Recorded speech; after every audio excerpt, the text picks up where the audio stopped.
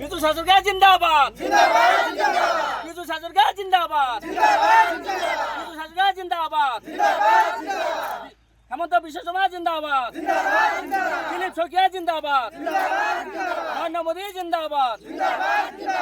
নমস্কাৰ, মই মহেশে আপোনালোকৰ ভইচ 365লৈ স্বাগতম জনাইছোঁ।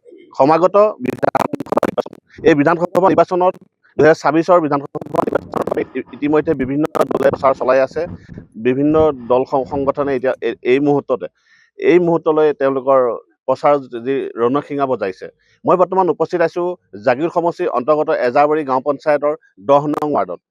এই 10 নং ৱাৰ্ডৰ ৰাইজৰ মতামত ল'বলৈ চেষ্টা কৰিম।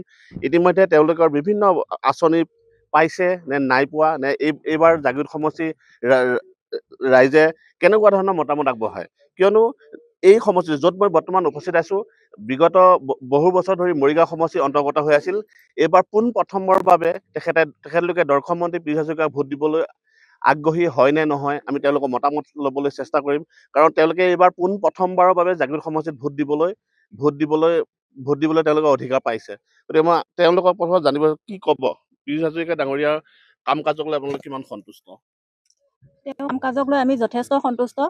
কাৰণ তেওঁ বিহুৱে বা দুৰ্গা পূজা, দেৱালী এনেকুৱাত গাঁৱলৈ আহি সমাজৰ ৰাইজৰ যিখিনি সা সুবিধাৰ বিষয়ে বুজ লৈ পেলাই আৰু তেওঁক যি পাৰে সেইখিনি সহায় কৰি লৈ আমাৰ এতিয়া ৰাস্তা পদূলি, তাৰ বাহিৰে নদী বান্ধ আৰু নামঘৰ, তাৰপৰা শিৱ মন্দিৰ, এইবিলাকত তেওঁ যথেষ্ট সহযোগ কৰিছে বনোৱা কৰাৰ ক্ষেত্ৰত। আৰু তাৰ বাহিৰে আগতে আমি মৰিগাঁও সমষ্টিত আছিলোঁ, এবাৰ প্ৰথম তেওঁক ভোট দিম। আৰু বিগত অহা মোটামুটি যেতিয়ালৈ তেওঁ থাকে তেতিয়ালৈ আমি বিধায়ক হিচাপে বা মন্ত্ৰী মহোদয় হিচাপে বিচাৰোঁ তেখেতক। পাইছে নে চৰকাৰী অনুষ্ঠানবিলাক পাইছে নে? পাইছো। এবাৰ পীযুষ হাজৰিকাক বিচাৰিব নিবিচাৰে আকৌ? বিচাৰিছো। তেওঁ কাম সন্তুষ্ট হয় নে নহয়? হয়। ইতিমধ্যে এই ভোটাৰসকলে জনাইছে তেওঁক এইবাৰ নতুনকৈ জাগীৰোড সমষ্টিত তেওঁক ভোট দিবলৈ আগ্ৰহেৰে বাট চাই আছে। যেতিয়ালৈকে পীযুষ হাজৰিকা ডাঙৰীয়া থাকিব তেতিয়ালৈকে তেওঁলোকে ভোট দিম বুলি আগবাঢ়িছে। কিয়নো তেওঁলোকে মত প্ৰকাশ কৰিছে যে তেওঁ মানুহ মৰিলে ব্যক্তিগতভাৱে তেওঁ ঘৰত কিবা এটা সাহায্য আগবঢ়ায়, মানুহ মেডিকেলত থাকিলে কিবা এটা ব্যক্তিগতভাৱে তেওঁ সহায় আগবঢ়ায়। ইতিমধ্যে মই সামগ্ৰিক পৰিৱেশ দেখুৱাবলৈ মই কেমেৰা পাৰ্চনক অনুৰোধ জনাইছোঁ। যিটো নদী বান্ধ হ'বলৈ গৈ আছে, এই নদী বান্ধ ইতিমধ্যে JCB লগাই কাম আৰম্ভ কৰি চলি আছে, জিঅ' বেগ লগাই চলি আছে। এই নদী বান্ধটোৱে এওঁলোকক কৃষি কাৰ্যত ইমানেই সহায় কৰিব যে বিগত বছৰৰ দৰে তেওঁলোকক বানপানীৰ কাৰণে ভয় কৰিবলগীয়া নাই। যিকোনো খেতি কৰিবলৈ তেওঁলোকে প্ৰস্তুত হৈ থাকিব পাৰিব, কোনো চিন্তা কৰিবলগীয়া নাথাকে। তাৰ মাজতে আমাৰ মাজত আছে নৱ প্ৰজন্মৰ ভোটাৰ, তেওঁ প্ৰথম ভোট দিব। কি ক'বা পীযুষ হাজৰিকা ডাঙৰীয়া? হয়, আমি মাননীয় মন্ত্ৰী মহোদয়ক নতুনকৈ এইবাৰ আমি ফাৰ্ষ্ট ভোট দিম জাগীৰোড সমষ্টিত অন্তৰ্ভুক্ত হোৱাৰ পিছত। আমি নৱপ্ৰজন্মই সকলোৱে তেখেতক ইমানে বিচাৰিছোঁ, আগন্তুক 50 বছৰলৈকে তেখেতে আমাৰ মন্ত্ৰী বিধায়ক হৈ থাকক, আমি সেইটোৱে কামনা কৰিছোঁ। আৰু আমি এজাৰবাৰী গাঁও পঞ্চায়তৰ অন্তৰ্গত বাকৰি চাপৰি 10 নং ৱাৰ্ডৰ ভোটাৰ নাগৰিক হিচাপে আমি তেখেতৰ পৰা বহুত কিবা কিবি পাইছোঁ। কি মুখেৰে ভাষাৰে ক'বই নোৱাৰোঁ, এনেকুৱা বস্তু আমাৰ দাবী কৰিবলগীয়া বস্তু নাই এতিয়া মন্ত্ৰী মহোদয়ৰ পৰা। তেওঁ যি অলপ চলপ থাকে সেইখিনি 2026 চনৰ ভোটাৰ নিৰ্বাচনৰ পিছত আমাক সেইখিনি পূৰণ কৰাৰ কথা আশ্বাস দিছে। তেখেতৰ পৰা আমি এটা দৰখাস্ত দিয়াৰ লগে লগে সেইখিনি কাম মাননীয় মন্ত্ৰী মহোদয়ৰ ব্যক্তিগত সচিব অপূৰ্ব ডেকা ডাঙৰীয়াক অনুমতি প্ৰদান কৰে, লগত আমাৰ সেই কামখিনি সম্পূৰ্ণ কৰি দিয়ে। সেইকাৰণে আমি মন্ত্ৰী মহোদয়ক আকৌ বিপুল ভোটত জয়ী কৰিম বুলি আশা কৰিছোঁ। আৰু যাতে মন্ত্ৰী মহোদয়ৰ দীৰ্ঘায়ু কামনা কৰি মন্ত্ৰী মহোদয় আৰু 50 বছৰলৈকে আমাৰ মন্ত্ৰী বিধায়ক হৈ থাকক। আৰু আমাৰ ৰাস্তা ঘাট এনেকুৱা পৰিষ্কাৰ, এনেকুৱা পাকা, বৰষুণ আহিলে আগত এনেকুৱা অৱস্থা আছিলে, আমি জৰাজীৰ্ণ আছিলে, আমি ঘৰৰ পৰা ওলাব নোৱাৰা হৈছিলোঁ, পানীত হাঁহ নচৰা অৱস্থা আছিলে আমাৰ আগন্তুক দিনত।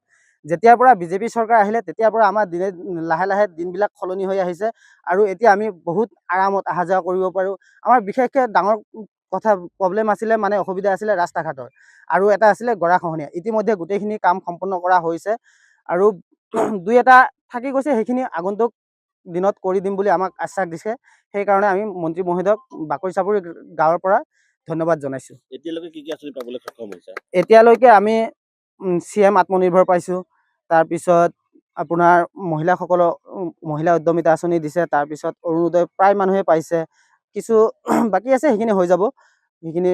আৰু আপোনাৰ ঘৰ পাইছে, আৰু মানুহ মেডিকেলত গ'লে মন্ত্ৰী মহোদয়ৰ তৰফৰ পৰা, ব্যক্তিগত তৰফৰ পৰা সাহায্য প্ৰদান কৰে। তাৰপিছত মৃতকৰ ঘৰত খবৰ লৈ আহি তেখেতে আহিব নোৱাৰিলে তেখেতৰ ছেক্ৰেটাৰী পঠাই দিয়ে।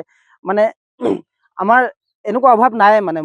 আকৌ আমাৰ মণিকূট দিছে, আমাৰ দুৰ্গা মণ্ডপ দিছে, মানে একো বাকী থোৱা নাই ক'বলৈ গ'লে এই মুহূৰ্তত।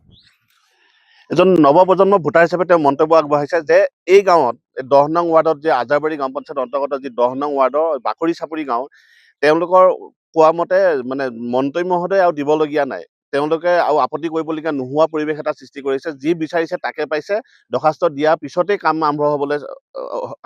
আৰম্ভ হৈ যায়। গতিকে তেওঁ আৰু এটা সুন্দৰ মন্তব্য আগবঢ়াইছে। তেওঁ 50 বছৰলৈ, বিগত 50 বছৰলৈ যাতে পীযুষ হাজৰিকা ডাঙৰীয়া এই জাগীৰোড সমষ্টিৰ বিধায়ক হিচাপে পাই থাকো, তেওঁ এটা কামনা কৰিছে।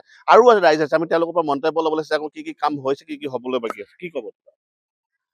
আমিতো কি ক'ম আৰু, যিহেতু আগৰ বক্তৃতা কৈ গৈছে, যিখিনি আমাৰ কৰণীয় কাম, একচুৱেলি আমাৰ ভগৱানে যে আমাক এনেকুৱা এজন জনপ্ৰতিনিধি যে মিলাইছে, তাৰ কাৰণে আমি ভগৱানৰ ওচৰত কামনা কৰিছোঁ যে মন্ত্ৰী মহোদয় আৰু তেওঁৰ যি সদস্য, তেওঁৰ ব্যক্তিগত সচিব অপূৰ্ব ডেকা ডাঙৰীয়া, মৃগেন মিশ্ৰ ডাঙৰীয়া, তেওঁলোকে আৰু লগতে আমাৰ সেৱা কাউন্সিলৰ কাৰ্যবাহী সদস্য সন্মানীয় খগন চন্দ্ৰ বৰদলৈৰ নেতৃত্বত প্ৰতি মুহূৰ্তত আমাৰ বাকৰি চাপৰি যিকোনো ক্ষেত্ৰতে হওক, আমি বিয়া বাৰু হওক বা কাৰোবাৰ মৃতকৰ ঘৰতেই হওক, যি বস্তু আমি মানে খবৰ দিওঁ, লগে লগে তেওঁলোকে আহি সেই ঘৰত আহি উপস্থিত হয়।